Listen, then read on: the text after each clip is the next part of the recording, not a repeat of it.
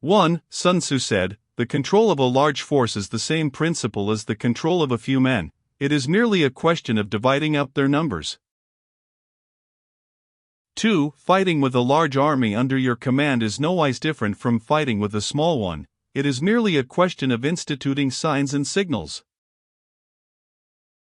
3. To ensure that your whole host may withstand the brunt of the enemy's attack and remain unshaken, this is effected by maneuvers direct and indirect.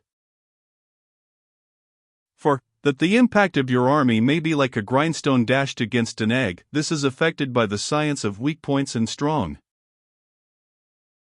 5. In all fighting, the direct method may be used for joining battle, but indirect methods will be needed in order to secure victory. 6. Indirect tactics, efficiently applied, are inexhaustible as heaven and earth, unending as the flow of rivers and streams, like the sun and moon, they end but to begin anew, like the four seasons, they pass away but to return once more.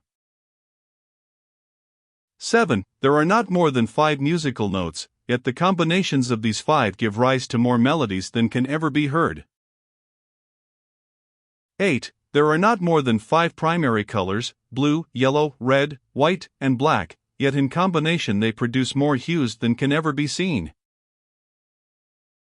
9. There are not more than 5 cardinal tastes, sour, acrid, salt, sweet, bitter, yet combinations of them yield more flavors than can ever be tasted. 10. In battle, there are not more than 2 methods of attack, the direct and the indirect, yet these 2 in combination give rise to an endless series of maneuvers. 11. The direct and the indirect lead on to each other in turn. It is like moving in a circle, you never come to an end.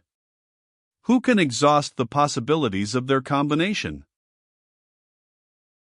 12. The onset of troops is like the rush of a torrent which will even roll stones along in its course. 13. The quality of decision is like the well-timed swoop of a falcon which enables it to strike and destroy its victim. 14. Therefore the good fighter will be terrible in his onset, and prompt in his decision.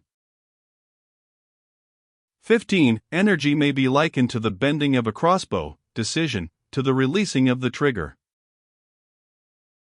16. Amid the turmoil and tumult of battle, there may be seeming disorder and yet no real disorder at all. Amid confusion and chaos, your array may be without head or tail, yet it will be proof against defeat.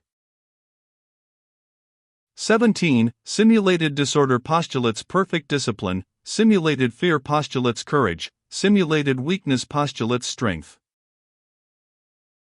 18. Hiding order beneath the cloak of disorder is simply a question of subdivision. Concealing courage under a show of timidity presupposes a fund of latent energy. Masking strength with weakness is to be effected by tactical dispositions. 19. Thus one who is skillful at keeping the enemy on the move maintains deceitful appearances, according to which the enemy will act. He sacrifices something, that the enemy may snatch at it. 20. By holding out baits, he keeps him on the march, then with a body of picked men he lies in wait for him. 21. The clever combatant looks to the effect of combined energy, and does not require too much from individuals. Hence his ability to pick out the right men and utilize combined energy. 22. When he utilizes combined energy, his fighting men become as it were like unto rolling logs or stones. For it is the nature of a log or stone to remain motionless on level ground, and to move when on a slope, if four-cornered, to come to a standstill, but if round-shaped, to go rolling down. 23. Thus the energy developed by good fighting men is as the momentum of a round stone rolled down a mountain thousands of feet in height. So much on the subject of energy.